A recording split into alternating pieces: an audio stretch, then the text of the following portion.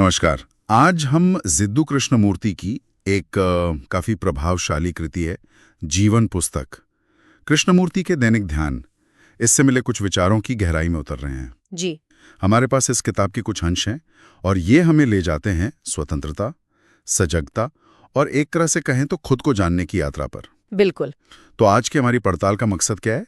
यही कि इस किताब के मूल संदेश को पकड़ें और देखें कि क्या ये गहरे विचार हमारी रोजमर्रा की जो भागदौड़ है उसमें कोई मायने रखते भी हैं। बिल्कुल।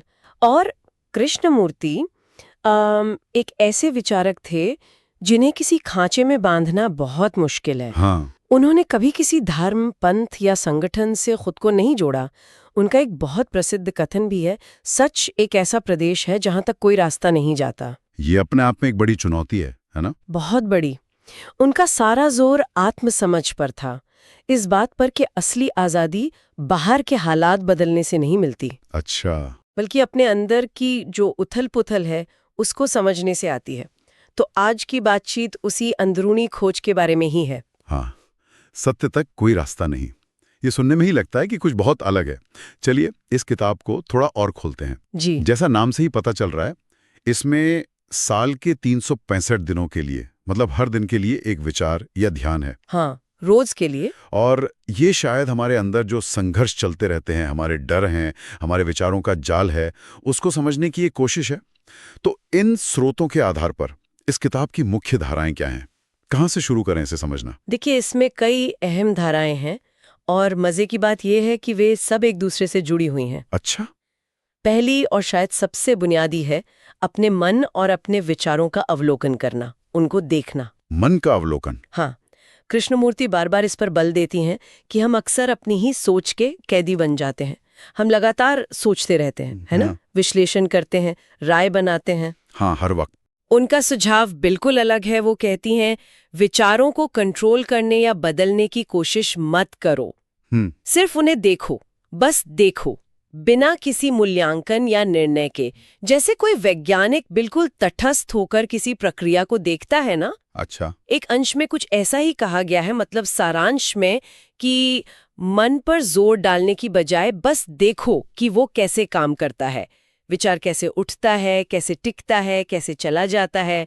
ये आप कह सकते हैं आत्म जागरूकता की पहली सीढ़ी है। विचारों को सिर्फ देखना बिना जज किए। ये सुनने में तो बहुत आसान लगता है, पर करने में शायद सबसे मुश्किल कामों में से एक होगा। बिल्कुल मुश्किल है। हमारा मन तो फौरन लेबल लगा देता है, ये अच्छा विचार है, ये बुरा है, अरे मुझे ऐसा नहीं सोचना चाहिए। हाँ, ये हमारी आदत है, कंडीशनिंग है। और ये चीज डर और दुख से कैसे जुड़ती है? क्योंकि अगली बड़ी थीम जो स्रोतों में उभरती है वो है भय और दुख का अंत। कहा गया है कि विचारों और इच्छाओं को समझने से डर खत्म हो सकता है। ये कैसे होता है? हाँ, ये बहुत गहराई से जुड़े हैं।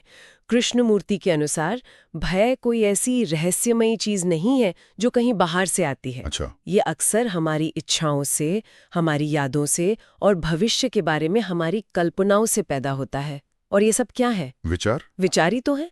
हम अतीत की किसी दर्दनाक याद से डरते हैं, है ना? या भविष्य में सोचते हैं कि कहीं कुछ बुरा ना हो जाए और उससे कांपते हैं। या फिर कोई चीज पाने की बहुत तेज इच्छा है और वो पूरी ना हो, इस बात से घबराते हैं। हाँ, होता है ऐसा। ये सब मानसिक प्रक्षेपण है, सब विचारों की उपज है। जब हम इस पूरी प्रक्रिया को समझते हैं कि कैसे विचार, इच्छा और भय को जन्म देते हैं, कैसे वो अतीत और भविष्य में जीता रहता है, तो हम सीधे भय की जड़ तक पहुंच जाते हैं। तो ये डर को दबाना नहीं है? बिल्कुल नहीं, दबाना नहीं, उससे लड़ना नहीं, बल्कि उसकी असलियत को देखना है। उसके विचार आधारित स्वभाव को देखकर उससे मुक्त होना है। ये देखना कि डर सिर्फ एक विचार है, ये उसे काफी हद तक शक्तिहीन कर देता है। तो आप कह रही हैं कि डर कोई बाहरी दुश्मन नहीं बल्कि हमारे अपने मन की ही एक छाया है। यहाँ बात वाकई दिलचस्प हो जाती है। जी। अगर डर हमारे विचारों से पैदा होता है और हम उन विचारों को समझने लगें, तो क्या यही असली आजादी की तरफ पहला कदम है? क्योंकि अगली थीम है सच्ची स्वतंत्रता। हाँ। स्रोत कहते हैं कि ये महज चुनने की आजादी नहीं है, मतलब फ्रीडम ऑफ चॉइस नहीं, बल्कि मनोवैज्ञानिक बंधनों से मुक्ति है। एक उद्धरण भी है सारांश में, स्वतंत्रता कोई मंजिल नहीं, ये समझ का नतीजा है। ये हमारी आम आजादी की धारणा से तो बहुत अलग लगता है। हम तो सोचते हैं जितने ज्यादा ऑप्शन उतनी आजादी। हाँ, बिल्कुल अलग है। आमतौर पर हम स्वतंत्रता को बाहरी चीजों से जोड़ते हैं, कहीं भी जाने की आजादी, कुछ भी कहने की आजादी, अपनी मर्जी का काम करने की आजादी, है ना? हाँ, बिल्कुल। ये सब अपनी जगह जरूरी है, मैं ये नहीं कह रही कि ये जरूरी नहीं है। लेकिन कृष्णमूर्ति एक और गहरी परत की बात करती हैं, वो है मनोवैज्ञानिक बंधन। मनोवैज्ञानिक बंधन, ये क्या होते हैं? ये है हमारी कंडीशनिंग। जिस तरह से हमें पाला पोसा गया है, हमारे समाज ने, धर्म ने, संस्कृति ने हमें जो विश्वास और पूर्वाग्रह दिए हैं, वो सब। अच्छा। ये है हमारे गहरे डर, हमारी असुरक्षाएं, हमारी महत्वाकांक्षाएं, ईर्ष्या, गुस्सा। ये सब चीजें हमें अंदर से बांधती हैं, भले ही हम बाहर से कितने भी स्वतंत्र क्यों ना दिखें। सच्ची स्वतंत्रता इन अदृश्य जंजीरों से मुक्ति है। ये बाहर कुछ हासिल करने से नहीं मिलती, बल्कि अपने अंदर के इस पूरे तंत्र को, इन बंधनों को समझने से उपजती है। इसीलिए वो कहती हैं कि ये समझ का नतीजा है, किसी प्रयास या तकनीक या किसी गुरु को फॉलो करने का नहीं। ये एक आंतरिक स्पष्टता की अवस्था है। ये तो एक तरह की भीतरी क्रांति हुई, भारी नहीं। ये तो बहुत बड़ी बात है। बिल्कुल। और अगर हमारी आंतरिक स्थिति इतनी महत्वपूर्ण है तो यकीनन ये हमारे रिश्तों पर भी गहरा असर डालती होगी। हाँ, बिल्कुल डालती है। अगली थीम इसी से जुड़ी है, संबंध और प्रेम। श्रोत में कहा गया है कि सच्चा प्यार या संबंध तब मुमकिन है जब स्वार्थ और उम्मीदें खत्म हो जाती हैं।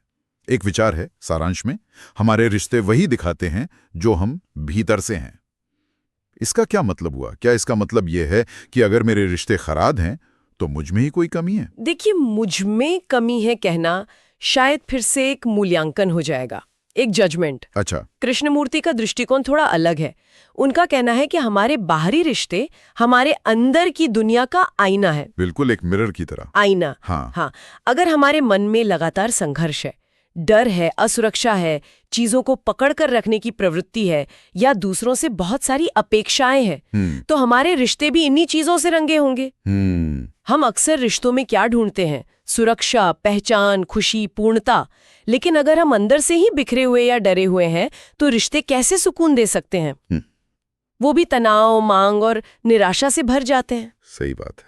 कृष्णमूर्ति के नजरिए से सच्चा संबंध, जिसे शायद हम प्रेम कह सकते हैं, वो तभी संभव है जब वो मैं या अहंकार, जो हमेशा तुलना करता है, मांगता है, कब्जा करना चाहता है और खुद को सुरक्षित महसूस कराने के लिए दूसरों पर निर्भर रहता है, जब वो समझ लिया जाए और वो शांत हो जाए। वो मैं शांत हो जाए। हाँ, जब हम दूसरे इंसान को अपनी ज़रूरतों, अपनी उम्मीदों और अपनी इमेज के फिल्टर के बिना देख पाते हैं, तभी शायद असली जुड़ाव मुमकिन होता है। इसके लिए गहरी आंतरिक ईमानदारी और स्वार्थ की पकड़ को समझना बहुत ज़रूरी है। लेकिन एक सवाल आता है मन में, क्या रिश्तों में कोई भी उम्मीद न रखना व्यावहारिक है? क्या ये इंसान के स्वभाव के खिलाफ नहीं है? शायद या मतलब उम्मीदों के बोझ से मुक्त होना है, ना कि परवाह न करना। ये बहुत अच्छा सवाल है। बिल्कुल, शायद कृष्णमूर्ति का मतलब ये नहीं कि आप किसी की परवाह ही ना करें या कोई भावना ही न रखें, ऐसा नहीं है। हाँ। बल्कि मुद्दा उन उम्मीदों का है जो मैं से पैदा होती हैं। तुम्हें मुझे खुश करना चाहिए, तुम्हें मेरे हिसाब से चलना चाहिए, तुम बदल क्यों नहीं जाते, ये वाली उम्मीदें। अच्छा, ये मांग वाली उम्मीदें। हाँ, ये मांगे हैं। ये उम्मीदें अक्सर दूसरे इंसान को एक वस्तु की तरह देखती हैं, अपनी ज़रूरतों को पूरा करने का साधन समझती हैं। जब ये मांग खत्म होती है, जब आप दूसरे को वैसे ही देख पाते हैं जैसे वे हैं, बिना उन्हें बदलने की कोशिश किए, तब शायद एक अलग ही तरह का संबंध उभरता है, जो ज़्यादा गहरा और ज़्यादा सच्चा हो सकता है। ये स्वार्थ आधारित लेन देन से बिल्कुल परे है। ये रिश्तों को देखने का एक बहुत ही बुनियादी और चुनौतीपूर्ण नजरिया है। ये तो पूरी जिम्मेदारी व्यक्ति पर डालता है। बिल्कुल। और इस सब गहरी आत्मसमझ और अवलोकन के लिए जिस तरह की सजगता चाहिए, वो हमें आखिरी थीम पर लाती है, ध्यान का अर्थ। जी। स्रोत कहते हैं कि कृष्णमूर्ति के लिए ये कोई विधि या तकनीक नहीं है, बल्कि सजगता का एक निरंतर प्रवाह है। एक उदाहरण है सारांश में, सच्चा ध्यान तब होता है जब देखने वाला और देखा जाने वाला एक हो जाते हैं। ये सुनने में बहुत रहस्यमय लगता है। इसका क्या मतलब है? हाँ, ये सुनने में थोड़ा रहस्यमय लग सकता है, खासकर अगर हम ध्यान की पारंपरिक धारणाओं को देखें। हाँ, जैसे मंत्र जाप या सांस पर ध्यान देना। बिल्कुल। जहां हम किसी मंत्र पर, सांस पर या किसी चीज पर ध्यान टिकाने की कोशिश करते हैं, अक्सर मन को शांत करने के लक्ष्य से। कृष्णमूर्ति के लिए ध्यान कोई ऐसी क्रिया नहीं है जो आप दिन में 15-20 मिनट करते हैं और फिर भूल जाते हैं। अच्छा, तो फिर क्या है? बल्कि ये जीवन के हर पल में पूरी तरह से जागरूक और उपस्थित रहने की अवस्था है। हर पल में? हाँ, हर पल में अपने विचारों को देखना, अपनी भावनाओं को, अपनी शारीरिक संवेदनाओं को, अपनी प्रतिक्रियाओं को, अपने आसपास की दुनिया को, इन सबको देखना, बिना किसी चुनाव के, बिना किसी निर्णय के, बिना किसी प्रतिरोध के, बस देखना। और वो देखने वाला और देखे जाने वाले का एक होना। उसका मतलब है उस मैं या अहंकार का विलीन हो जाना जो खुद को बाकी सब चीजों से अलग समझता है और लगातार हर चीज का मूल्यांकन करता रहता है। मुझे ये पसंद है, वो नापसंद है, ये सही है, ये गलत है। ये जो लगातार चलता रहता है ना, हाँ हाँ। जब ये मूल्यांकन करने वाला, अनुभव करने वाला मैं, जो कि खुद विचारों और यादों का एक बंडल ही है, जब ये शांत हो जाता है, तब सिर्फ अवलोकन बचता है, सिर्फ अनुभव बचता है, बिना किसी अनुभवकर्ता के। ये एक चुनाव रहित जागरूकता, चॉइसलेस अवेयरनेस की स्थिति है। चुनाव रहित जागरूकता। जी, ये कोई रहस्यमय सिद्धि नहीं है, बल्कि मन की कंडीशनिंग और उस मैं के स्वभाव को गहराई से समझने का स्वाभाविक नतीजा है। इसे ऐसे समझें जैसे आप ट्रैफिक का शोर सुन रहे हैं, बस सुन रहे हैं, बिना उसे परेशान करने वाला या बहुत तेज है का लेबल दिए, बस आवाज। कृष्णमूर्ति इसी शुद्ध अवलोकन को हमारे अंदरूनी जगत पर लागू करने की बात करती हैं।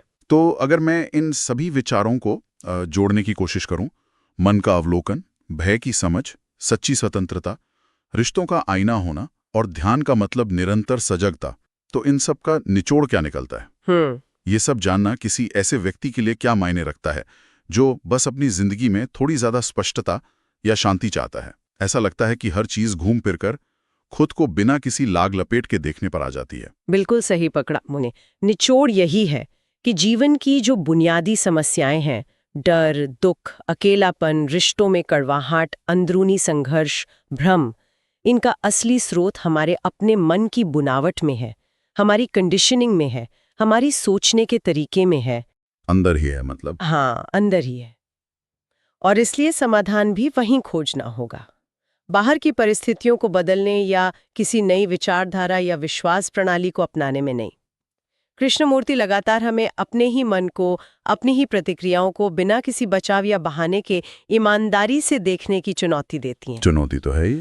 हाँ, ये कोई आसान रास्ता नहीं है, बिल्कुल नहीं, क्योंकि हमें अपनी उन चीजों का सामना करना पड़ता है जिन्हें हम देखना नहीं चाहते। लेकिन उनके अनुसार यही एकमात्र रास्ता है सच्ची गहरी मुक्ति का। जो व्यक्ति स्पष्टता या शांति चाहता है, उसके लिए ये नजरिया एक सीधा सवाल खड़ा करता है: क्या आप अपनी सोच, अपनी भावनाओं, अपनी मान्यताओं को बिना किसी पूर्वाग्रह के देखने के लिए तैयार हैं? ये विचार सिर्फ दार्शनिक नहीं है, ये रोजमर्रा की जिंदगी, हमारे काम, हमारे रिश्ते, हमारे डर, हमारी खुशियां, हर चीज पर लागू होते हैं। तो जीवन पुस्तक पर यह चर्चा हमें कृष्णमूर्ति के विचारों की एक झलक तो जरूर देती है, लेकिन यह भी साफ है कि ये कोई सेल्फ हेल्प गाइड नहीं है जो फटाफट समाधान दे दे। बिल्कुल नहीं। स्रोत भी यही इशारा करते हैं कि इसे धीरे धीरे पढ़ने की जरूरत है। शायद हर दिन एक विचार पर गहराई से मनन करने की जरूरत है, जैसा कि इसका फॉर्मेट ही है, 365 दिन। ये एक गाइड बुक से ज्यादा एक आईना है शायद, जो हमें खुद को दिखाता है। आपने बिल्कुल सही कहा, ये एक आईना है, और अक्सर आईने में हमें वो दिखता है जो हम देखना नहीं चाहते। सही बात है। ये किताब हमारी आज़ादी, प्रेम, डर और यहाँ तक कि ज्ञान के बारे में बनी बनाई धारणाओं को चुनौती देती है। ये तुरंत आराम या जवाब नहीं देती, बल्कि गहरी व्यक्तिगत जांच पड़ताल का निमंत्रण है। असली मूल्य इन विचारों को सिर्फ जानने में नहीं है, बल्कि इन्हें अपने रोजमर्रा के जीवन में, अपने भीतर देखने और परखने में है। क्या मैं वाकई अपने विचारों को बिना जज किए देख सकता हूँ? क्या मैं देख सकती हूँ कि मेरा गुस्सा या डर कैसे और कहाँ से उठता है? क्या मेरे रिश्ते वाकई मेरे अंदर की स्थिति का प्रतिबिंब है? ये सवाल पूछने होंगे खुद से। हाँ, ये किताब उन लोगों के लिए है जो जिंदगी के बुनियादी सवालों से जूझने को तैयार है और अपनी सबसे गहरी मान्यताओं पर भी सवाल उठाने का साहस रखते हैं। ये आत्मज्ञान की खोज में एक गंभीर यात्री के लिए है, न कि किसी आसान जवाब की तलाश करने वाले के लिए। और अंत में एक विचार श्रोताओं के लिए छोड़ जाते हैं। जी। कृष्णमूर्ति किसी बाहरी सत्ता, गुरु या विधि पर निर्भर हुए बिना सीधे स्वयं को समझने पर जोर देते हैं। हाँ, बिल्कुल। लेकिन आज की दुनिया में, जहां हमें हर तरफ से विज्ञापनों से, सोशल मीडिया से, तरह तरह की गुरुओं और विशेषज्ञों से, परंपराओं से लगातार बताया जाता है कि हमें क्या सोचना चाहिए, कैसे जीना चाहिए, क्या महसूस करना चाहिए। हाँ, लगातार बमबारी होती है। बिल्कुल। ऐसी दुनिया में कोई व्यक्ति अपने अवलोकन की, अपने सत्य की खोज की ये प्रक्रिया बिना किसी बाहरी बैसाखी के सच में शुरू कैसे कर सकता है? ये अपने आप में एक बड़ा सवाल है जिस पर शायद सोचने की जरूरत है। बहुत गहरा सवाल है।